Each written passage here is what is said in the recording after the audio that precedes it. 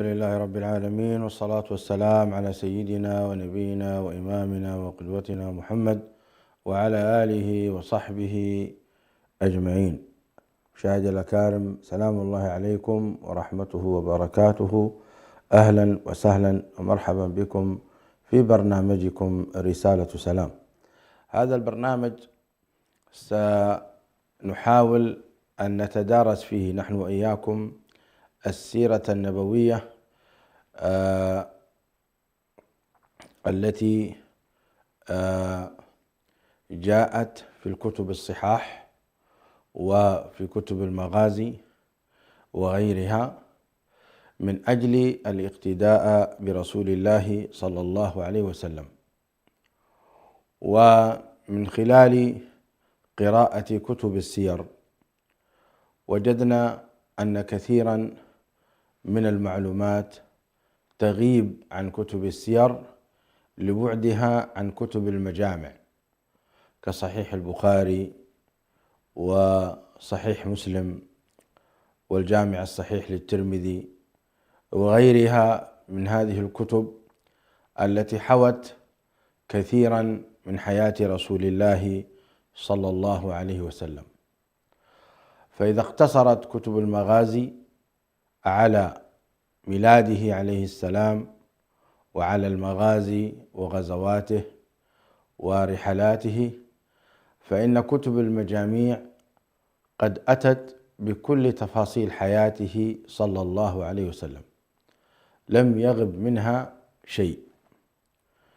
ومن هنا كانت حياة النبي عليه الصلاة والسلام رسالة للأمة أجمع، بحيث لا يكون عندهم أي حجة في أنه لم يرسل إليهم نبي، أو أن النبي صلى الله عليه وسلم قد مات في عام 1000 في عام 11 من الهجرة النبوية لليوم 12 من شهر ربيع الأول.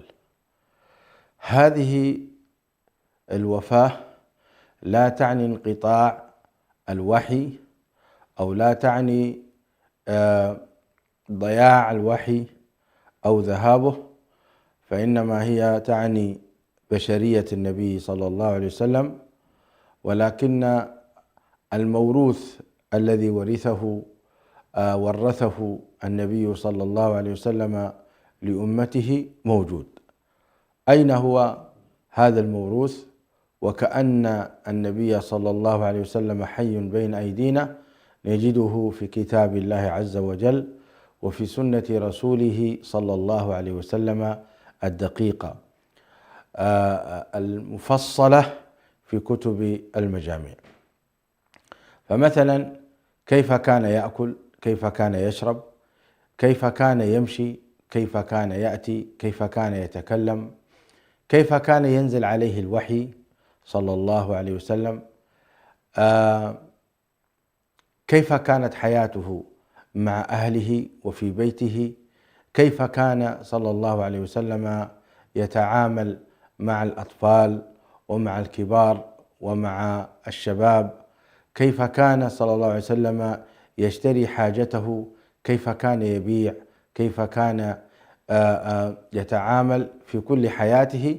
ذلك كله لا تجده إلا في كتب المجامع. والنبي صلى الله عليه وسلم بعث ليبين للناس ما نزل إليه من ربهم، فهو صلى الله عليه وسلم العبد الصالح المصلح الذي يعني شدى به ربنا تبارك وتعالى وأشاد به وأثنى عليه سبحانه وتعالى حينما قال: سبحان الذي أسرى بعبده ليلا. فبعبده هنا قال العلماء إضافة تشريف، فهذا الشرف العظيم الذي ناله صلى الله عليه وسلم بوصفه عبد هو عملية واقعية في حياته صلى الله عليه وسلم، فكان في حياته عبدا لله عز وجل، فلا يصرف أي نوع من أنواع العبادة لغير الله تبارك وتعالى. ولا يتعامل مع الناس إلا بأرقى المعاملات. ولذلك أيضا زكاه ربه سبحانه وتعالى بقوله: وإنك لعلى خلق عظيم. وهذه التزكية لم تأتي من فراغ، إنما أتت من خلال بيان تعامله صلى الله عليه وسلم مع جميع الخلق من الكفار والمنافقين والمؤمنين وغيرهم من العجم والعرب ومن البادية وغيرها، كيف تعامل النبي صلى الله عليه وسلم معهم. هذه الآية تصفه: وإنك لعلى خلق عظيم. ومن هنا أيضا وصفته أمنا عائشة رضي الله عنها وأرضاها بأن كيف كان خلقه، قالت: كان خلقه القرآن. كان خلقه القرآن. إذن فالنبي صلى الله عليه وسلم هو الأسوة الذي ينبغي ويجب على الأمة الإسلامية أن تقتدي به.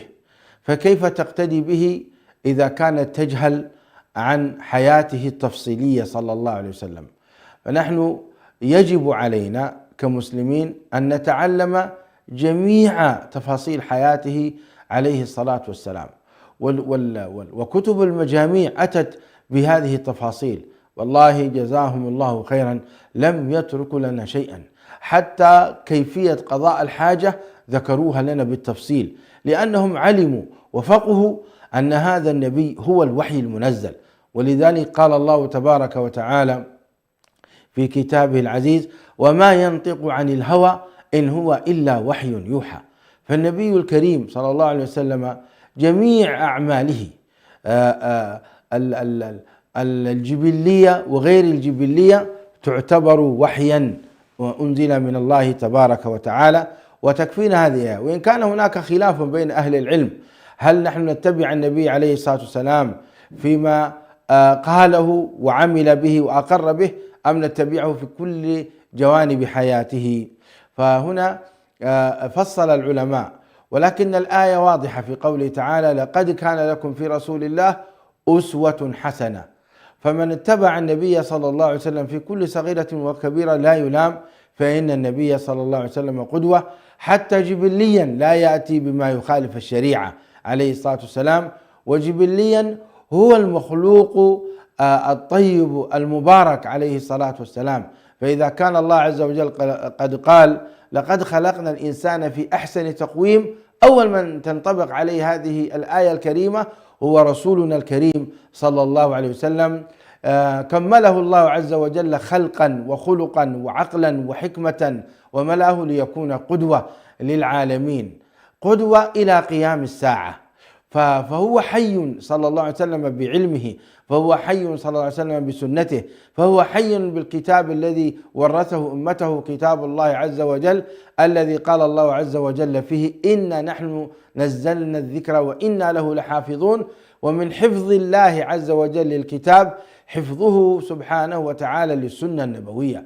ولذلك أنت تتعجب من علم المصطلح وعلم الرجال، كيف هدى الله عز وجل هذه الأمة لهذا العلم العظيم العجيب الغريب الذي حفظ به الله عز وجل دينه.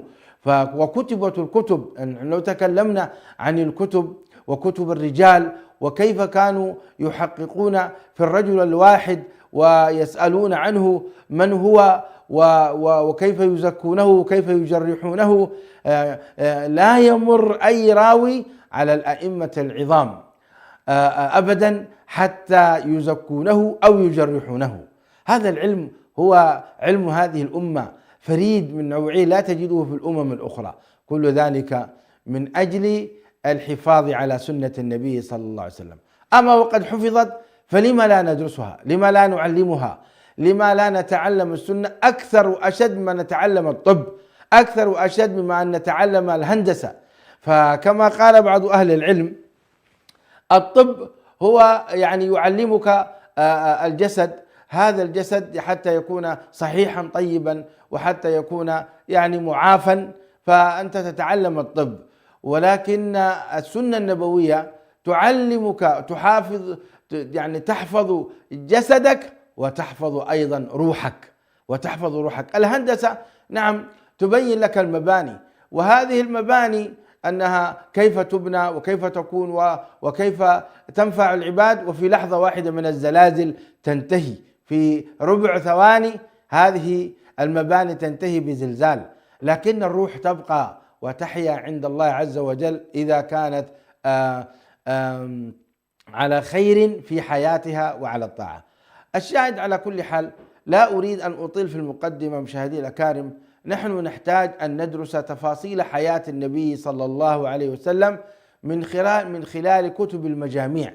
لم تكتب هذه الكتب ولم يتعب العلماء في تسجيلها إلا وهم يعلمون أنها الباقية، ولذلك حفظ الله عز وجل كتاب صحيح البخاري وأوحى إلى قلوب العلماء أن يتقبلوه وأن يعملوا به. يعني أوحى بمعنى ألهم الله سبحانه وتعالى ورد قلوب العلماء في كل أنحاء العالم، فتقبلت الأمة كتاب صحيح البخاري وكتاب صحيح مسلم، تقبلته الأمة كاملا دون جدال. والذين جادلوا في بعض الأحاديث الموجودة في الصحيحين قد ردوا عليهم العمالقة كالحافظ ابن حجر رحمه الله والحافظ ابن دقيق العيد وغيرهم، قد ردوا ودافعوا ونافحوا عن هذين الكتابين حتى تلقت الأمة. وجاء من جاء ليطعن في هذه الكتب. لماذا بعض يعني من قل علمه وقل ورعه وقل خوفه من الله عز وجل وسوف يجد حسابه عند الله تبارك وتعالى، إن شاء عذبه وإن شاء عفى عنه، فإن الله عز وجل عزيز ذو انتقام. الذين تحدثوا عن الصحيحين، صحيح الإمام البخاري وصحيح الإمام مسلم، ومن شرحهما تكلموا عليهما، هؤلاء يريدون هدم الدين، خذوها مني بصراحة يعني، ويحتجون بأنهم يدافعون عن العقيدة ويدافعون عن السنة النبوية. هذا كله في وجهة نظري هراء، وكله في وجهة نظري تدمير لهذا الدين، لأن هذه الكتب هي الدين بكامله. يعني كتب المجاميع موجودة الدين بكامله، فإذا أنت طعنت في أئمتها وإذا أنت طعنت في من شرحوها طعنت في الدين. ماذا إذن سنعمل بماذا؟ بأي كتب سنعبد الله تبارك وتعالى؟ قال القرآن الكريم ليس فيه كيف نصلي، كيف نزكي، كيف نصوم. السنة النبوية هي التي شرحتنا هذا. ليس فيه كيف نحج. فإذا أنت طعنت في هؤلاء فلن تجد البديل أبدا. لذلك هؤلاء الذين يتحدثون عن الإمام النووي أو عن الإمام ابن حجر الحافظ ابن حجر رحمه الله تعالى، إنهم يطعنون في هذا الدين. أي والله، لذلك لا تقبلوا منهم أبدا، ودافعوا عن هؤلاء الأئمة العظام الذين كل من أتى بعدهم عيال عليهم.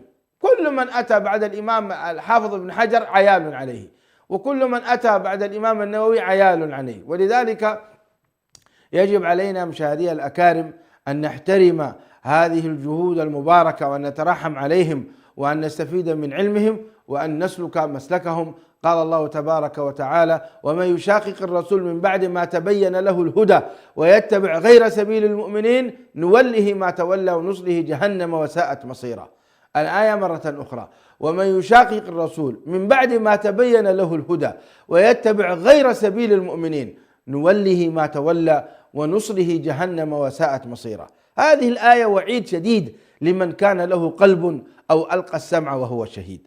لذلك سنبدأ في سيرة حبيبنا محمد صلى الله عليه وسلم من خلال قراءة هذه الكتب قراءة سريعة، بدءا بصحيح الجامع للإمام البخاري رحمه الله، الجامع الصحيح للإمام البخاري، ثم صحيح مسلم، ثم بعد ذلك ندخل في الكتب الأربعة: سنن أبي داود والجامع الترمذي وسنن النسائي وابن ماجه. هذه الكتب الستة التي رضيها العلماء ويشرحونها في مساجدهم في كتبهم. هذا المنبر سنشرح هذه الكتب. نسأل الله تعالى أن يبارك في أعمارنا وفي أعمالنا وأن يوفقنا لننشر هذا الخير.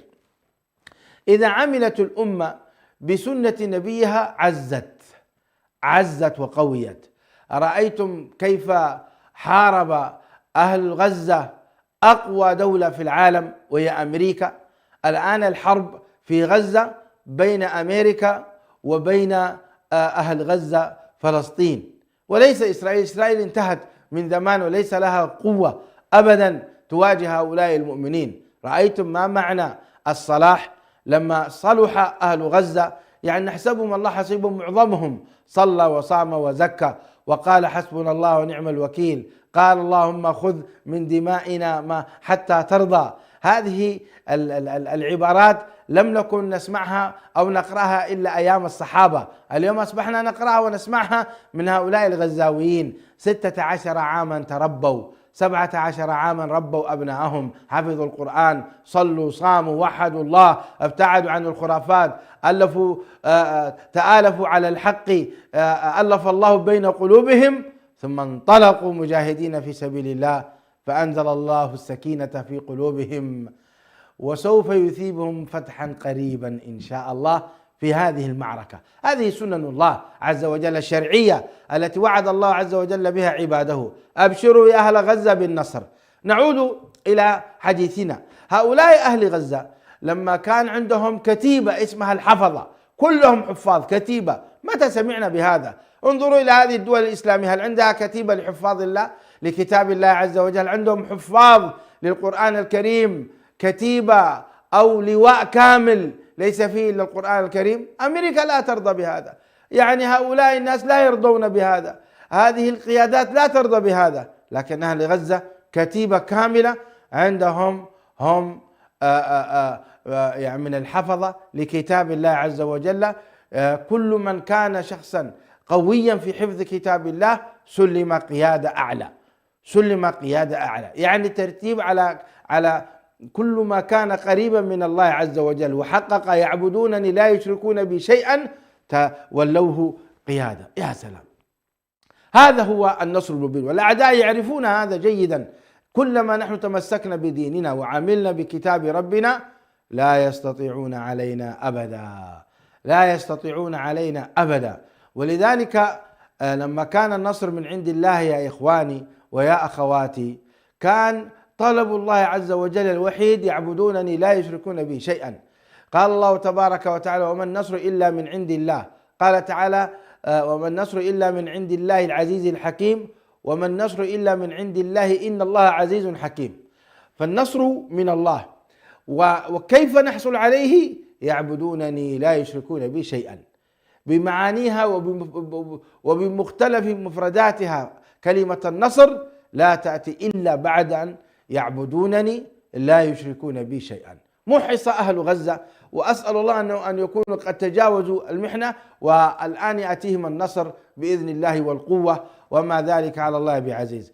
إخواني أهل غزة، لا تطلبوا النصر إلا من الله، ولا تطلبوا العون إلا من الله. بيده كل شيء سبحانه وتعالى، بيده كل شيء، بيده كل شيء، المال والعزة والتمكين بيده سبحانه وتعالى، حتى قلوب الكفار بيده، وحتى يعني أقل ما تتصورون وبيده ربنا سبحانه وتعالى، وأعلى ما تتخيلون أيضا بيده ربنا تبارك وتعالى. القول بيده والملك بيده، فكونوا مع الله. على كل حال أخذني الحماس لأن أقدم هذه المقدمة الطويلة. لا أحتاج أن أترجم للإمام البخاري رحمه الله تعالى. هل أحد يترجم للشمس؟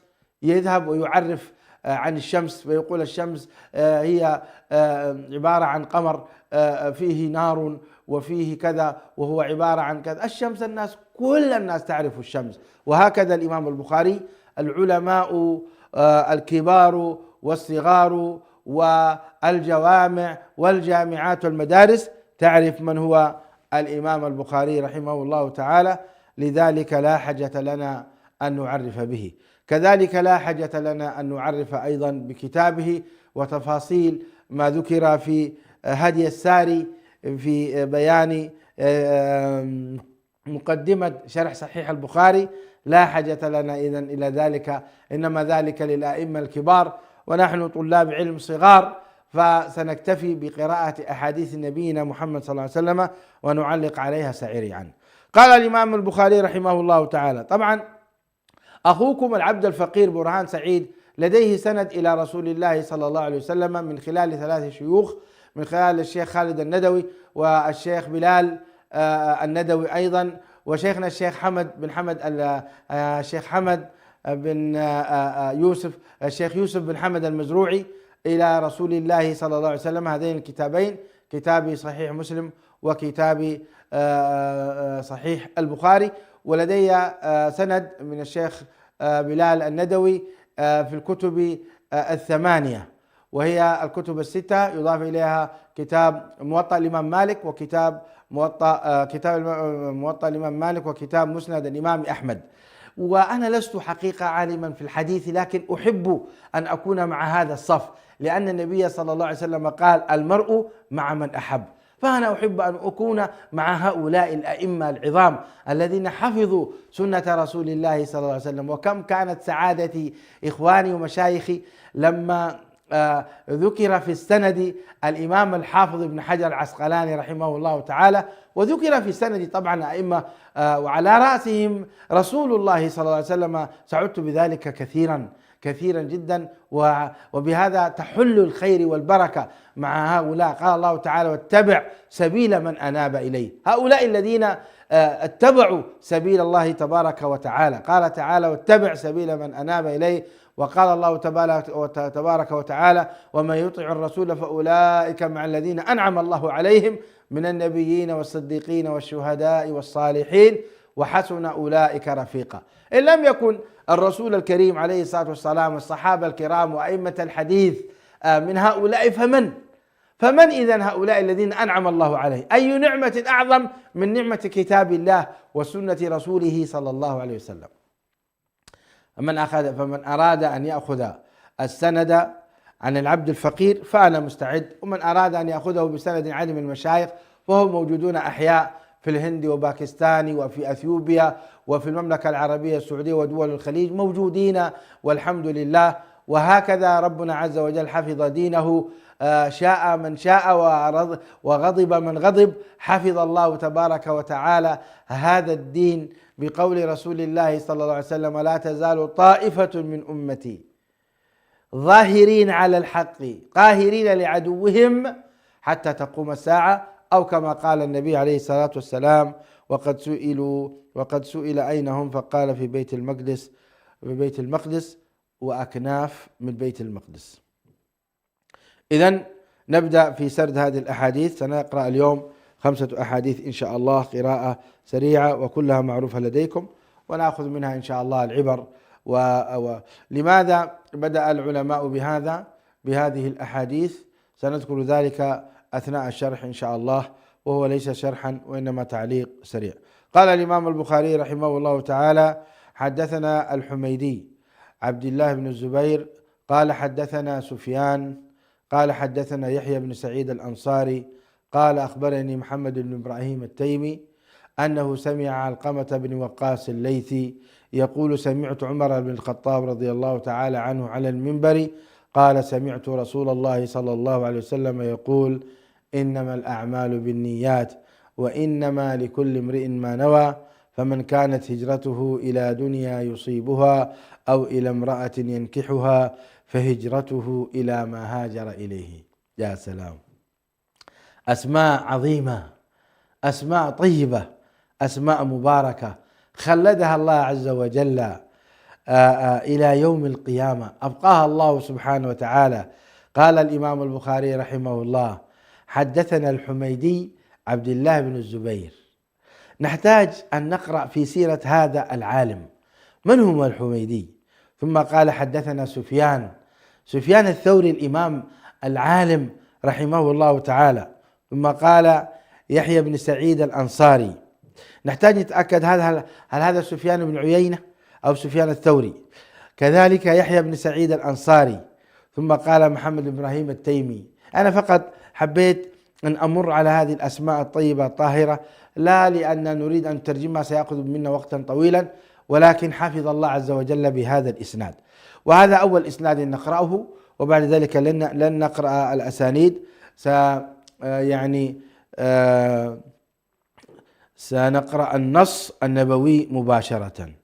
قال عمر بن الخطاب رضي الله تعالى عنه وأرضاه عن المنبر قال: سمعت رسول الله صلى الله عليه وسلم يقول: إنما الأعمال بالنيات وإنما لكل امرئ ما نوى، فمن كانت هجرته إلى دنيا يصيبها أو إلى امرأة ينكحها فهجرته إلى ما هاجر إليه. هذا هو النص الأول الذي ذكره الإمام البخاري رحمه الله، وسوف يذكر لنا نفس هذا الحديث بنص آخر ويضيف. وهذه طريقة الإمام البخاري، يأخذ الحديث ويقص أحيانا بحسب الحاجة إلى الباب الذي يريده. وقد قال العلماء إن فقه الإمام البخاري في تراجم أبوابه رحمه الله تعالى. الحديث الثاني، طبعا نحن الآن نقرأ، ونيتنا أننا نقرأ سيرة النبي عليه الصلاة والسلام ونستفيد من سيرته العطرة من خلال هذه الأحاديث. لاحظتم؟ ولذلك استحضروا معي هذه النية، أننا نتعلم الهدي النبوي الشريف، الهدي النبوي الشريف من خلال هذه الأحاديث التي سطرت لنا. الحديث الثاني، قال الإمام البخاري رحمه الله تعالى بسنده عن عائشة أم المؤمنين رضي الله تعالى عنها أن الحارث بن هشام رضي الله عنه سأل رسول الله صلى الله عليه وسلم فقال: يا رسول الله، كيف يأتيك الوحي؟ فقال رسول الله صلى الله عليه وسلم: أحيانا يأتيني مثل صلصلة الجرس وهو أشده علي فيفصم عني وقد وعيت عنه ما قال، وأحيانا يتمثل لي الملك رجلا فيكلمني فأعي ما أقول. قالت عائشة رضي الله عنها وأرضاها: لقد رأيته ينزل عليه الوحي في اليوم شديد البرد فيفصم عنه وإن جبينه لا يتفصد عرقا. هذا الحديث مشاهدينا كان يبين كيف كان ينزل الوحي على رسول الله صلى الله عليه وسلم. والإمام البخاري أتى بهذا الحديث في كتاب قال: كيف كان بدء الوحي إلى رسول الله صلى الله عليه وسلم، لأن أمتنا أمة وحي، ونحن بعث إلينا هذا النبي الكريم، وبعث إلينا من خلال الوحي، والوحي هي وسيلة من وسائل إيصال الخبر من الله عز وجل إلى هذه البشرية. فبعث الله سبحانه وتعالى جبريل عليه السلام إلى رسول الله صلى الله عليه وآله وسلم. كيف كان هذا البعث؟ ما هي صورته؟ ما هي أنواعه؟ هو هذا الذي نحن ندرسه. وكيف نزل أيضا، كيفية نزول هذا الوحي هنا سنتحدث. وهذه هي السيرة، يعني النبي عليه السلام كيف كان وضعه ما قبل هذا الوحي 40 سنة، أيضا جديرة بالقراءة، ولكن أنتم قرأتموه وتصفحتموه كثيرا في كتب السير، وخاصة في عيد ميلاد النبي عليه الصلاة والسلام، هذا الموجود في كل أنحاء العالم مع الأسف. في عيد ميلاد النبي تقرأ السيرة النبوية. إذا لا حاجة لنا أن نقرأ من حين ولادته إلين أنه بعث رسولا، سنقرأه من خلال هذه الأحاديث التي ستمر علينا. لكن المهم ما هو؟ المهم هو هذا الوحي متى نزل وكيف نزل. قال: أحيانا يأتيني مثل صلصلة الجرس وهو أشده علي. شوف كيف النبي عليه السلام يوضح لنا أن إذا نزل الوحي يحس النبي صلى الله عليه وسلم كأن هناك صوت مثل صلصلة الجرس، أي الجرس لما الحديد لما يضرب بعضه بعضا يخرج منه هذا الصوت، وهو شديد على النبي عليه الصلاة والسلام، حتى إنه يتصبب عرقا في يوم شديد البرد كما قالت عائشة رضي الله عنها وأرضاها. إذن هذا نوع من الأنواع. الحديث الثالث، قال الإمام البخاري أيضا بسنده عن عائشة أم المؤمنين أنها قالت: أول ما بدأ به رسول الله صلى الله عليه وسلم من الوحي الرؤيا الصالحة في النوم، فكان لا يرى رؤيا إلا جاءت مثل فلق الصبح، ثم حبب إليه الخلاء، وكان يخلو بغار حراء فيتحنث فيه. التحنث هو التعبد، والمقصود بالتعبد هنا الآن النبي عليه الصلاة والسلام لم ينزل عليه الوحي، وليس عنده تفاصيل الشريعة كيف يعبد الله، ولكن مجرد التفكر: من خلق السماء؟ من خلق الأرض؟ من خلقني؟ ولماذا خلقت؟ وإذا مت أين أذهب؟ ما هذا الكون؟ كيف تعيش هذه البشرية؟ لما هذا الظلم؟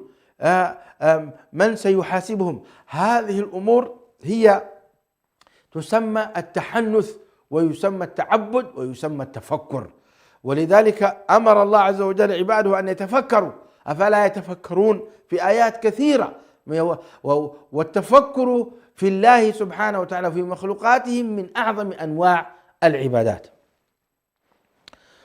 أيها مشاهدي الأكارم، يقول النبي صلى الله عليه وسلم، تقول عائشة رضي الله عنها وأرضاها: فيتحنث فيه وهو التعبد الليالي ذوات العدد، قيل أنها تصل أحيانا إلى شهر، قبل أن ينزع إلى أهله ويتزود لذلك، يعني يأخذ المزاد من أجل أن يجلس من يعني هذه الأيام إلى أن يقرب الشهر، يجلس صلى الله عليه وسلم هناك ويكون عنده المزاد، ثم يرجع إلى خديجة ويتزود لمثلها، حتى جاءه الحق وهو في غار حراء، فجاءه الملك فقال: اقرأ. قال: ما أنا بقارئ. قال: فأخذني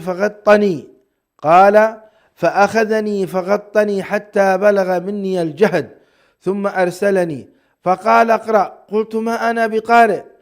فأخذني فغطني الثانية حتى بلغ مني الجهد، ثم أرسلني فقال: اقرأ. فقلت: ما أنا بقارئ. فأخذني فغطني الثالثة، ثم أرسلني فقال: اقرأ باسم ربك الذي خلق الإنسان من علق، اقرأ وربك الأكرم.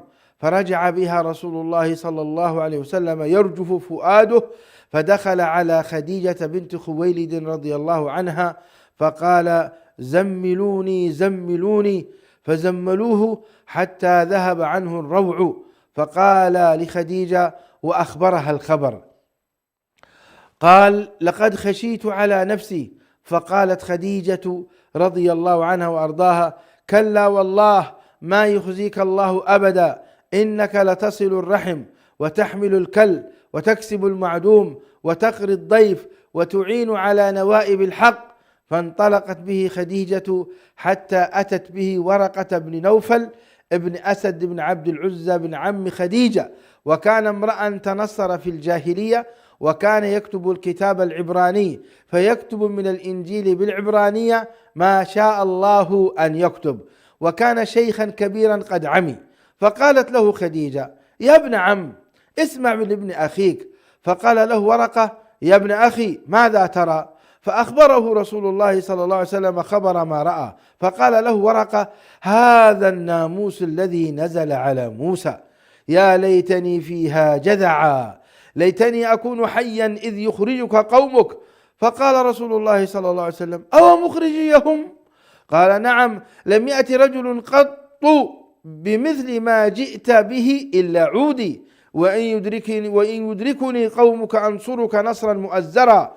ثم لم ينشب ورقة أن توفي وفتر الوحي. قال ابن شهاب: أخبرني أبو سلمة بن عبد الرحمن أن جابر بن عبد الله الأنصاري قال، وهو يحدث عن فترة الوحي، فقال حديثه: بين أنا أمشي إذ سمعت صوتا، يعني هذا رسول الله صلى الله عليه وسلم يقول: بين أنا أمشي، يعني بينما أنا أمشي، بين أنا أمشي إذ سمعت صوتا من السماء، فرفعت بصري فإذا الملك الذي جاءني بحراء جالس على كرسي بين السماء والأرض، فرعبت منه، فرجعت فقلت: زملوني. فأنزل الله تعالى: يا أيها المدثر قم فأنذر وربك فكبر، إلى قوله: والرجز فاهجر. فحمي الوحي تابعه على هذه الرواية عبد الله بن يوسف وأبو صالح إلى آخر ما قال الإمام البخاري رحمه الله تعالى. هذا حديث عظيم يقرأ أيضا كل عام عند سيرة رسول الله صلى الله عليه وسلم، ليبين الناس كيف نزل الوحي على النبي عليه الصلاة والسلام. طبعا لا يخفى على شريف علمكم أن النبي صلى الله عليه وسلم أمي، لا يقرأ ولا يكتب، بأبي هو وأمي عليه الصلاة والسلام. فكان صلى الله عليه وسلم في غار حراء في الليلة 27 من رمضان، في ليلة مظلمة، جاء إليه ملك بصورة 600 جناح، جاء به ملك في 600 جناح، فقال له اقرأ. انظروا الآن، أنت لوحدك في ليلة ظلماء في جبل ما في أحد، ثم يأتيك ملك ب600 جناح، وصف مرعب ومخيف. النبي عليه الصلاة والسلام لولا أن الله ربط على قلبه في هذه اللحظات حقيقة كان سيحصل أمرا. وإن كانت تلك الإرهاصات التي أخبرتنا عائشة ربما أفادت النبي صلى الله عليه وسلم أنه كان حصى وحجر يسلم عليه، وكان صلى الله عليه وسلم هناك على كل حال علامات تدل أنه رجل فريد وأنه شخص فريد وأنه سيتحمل مسؤولية، لكن لم يكن يعرف النبي عليه الصلاة والسلام أنه هو نبي هذه الأمة، وأن الله شرفه بهذا الفضل الكبير والمقام العالي، وأنه أفضل الخلق صلى الله عليه وسلم.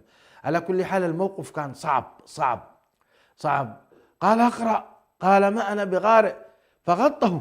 وتخيلوا مع هذا كله فيه تغطية وفيه ضغط حتى بلغ مني الجهد، يعني كأنه اختنق صلى الله عليه وسلم وكاد يموت، ثم أرسله فبدأ يتنفس وتعود إليه الحياة مرة أخرى صلى الله عليه وسلم، وهكذا 3 مرات حتى قرأ عليه اقرأ باسم ربك الذي خلق الإنسان من علق، اقرأ وربك الأكرم الذي علم بالقلم علم الإنسان ما لم يعلم.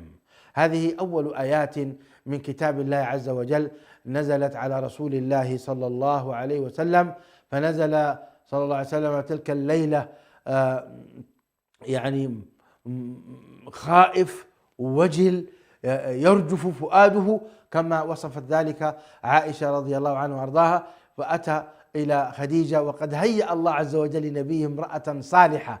يا نساء المؤمنات كن مثل خديجة رضي الله عنها لأزواجكن، اتقين الله في أزواجكن. انظروا إلى هذه المرأة الصالحة الطاهرة العفيفة المباركة كيف استقبلت رسول الله صلى الله عليه وسلم، فقالت كلا والله ما يخزيك الله أبدا. شيخنا الشيخ عبد الحي يوسف يقول هذا قانون خديجة رضي الله عنها، أحييه من هذه الشاشة. سلام الله عليك شيخ عبد الحي، جزاك الله خيرا حينما يقول في حديث خديجة قانون خديجة: كلا والله ما يخزيك الله أبدا، إنك لتصل الرحم وتقري الضيف وتكسب المعدوم وتقيم على نوائب الحق. هذا القانون العظيم الذي ذكرته خديجة وهو إلهام من الله، أن الله لا يمكن أن يضيع مثل هذه، أن يضيع بمن تمثلت فيه هذه الصفات الطيبة. كلا والله لا يخزيك الله أبدا. مشاهدي الأكارم، سنقف في هذا الحديث ثم سندخل في الحديث الخامس في الأسبوع القادم إن شاء الله، حتى ألقاكم إلى ذلك الحين نلخص ما تعلمناه. أولا عرفنا أن السيرة النبوية تؤخذ من هذه المجاميع من الكتب حتى تعرف. ثانيا عرفنا كيف نزل الوحي لأنه هو المهم، هو الذي فيه الهداية والنور. كتاب أنزلناه إليك مبارك يدبر آياته. هنا تبدأ السيرة، ولذلك بدأ الإمام البخاري قال لك باب بدء الوحي، أو كيف كان بدء الوحي رحمه الله. الأمر الثاني الوحي على 3 أنواع: وحي في النوم، يأتي في المنام، وهذا كان يأتي إلى رسول الله صلى الله عليه وسلم فيرى الرؤيا تقع مثل فلق الصبح يرى في المنام فتقع حقيقة. الوحي الثاني يأتيه مثل صلصلة الجرس. الوحي الثالث يأتيه على شكل رجل كما كان يأتيه جبريل على شكل أعرابي، أو على شكل يحيى الكلبي، دحية الكلبي رضي الله تعالى عنه وارضاه. نسأل الله تعالى أن يعصمنا وإياكم من الخطأ والزلل، وأن يوفقنا وإياكم لكل خير. سنقرأ نكمل إن شاء الله في الحديث الخامس الأسبوع القادم. أسأل الله تبارك وتعالى أن يحشرنا وإياكم في زمرة نبينا محمد صلى الله عليه وسلم غير مبدلين. اللهم آمين. اللهم صل وسلم وبارك على نبينا محمد وعلى آله وصحبه أجمعين.